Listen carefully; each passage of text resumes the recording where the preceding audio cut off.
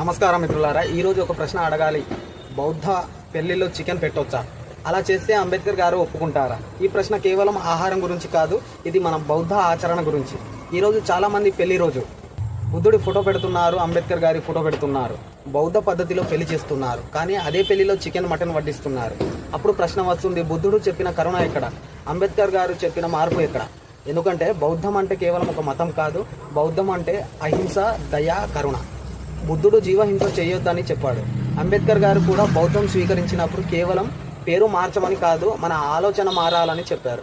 అయితే మనం పెళ్లి రోజు బుద్ధుడు పేరు పెట్టి అదే రోజు హింసతో కూడిన విందు పెడితే అది నిజంగా బౌద్ధమా?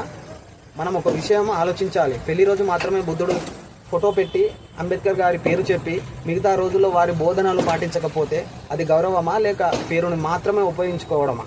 అంబేద్కర్ గారు బౌద్ధం ఎందుకు స్వీకరించారు? మనిషిలో మానవత్వం రావాలని, హింస తగ్గాలని, సమానత్వం పెరగాలని.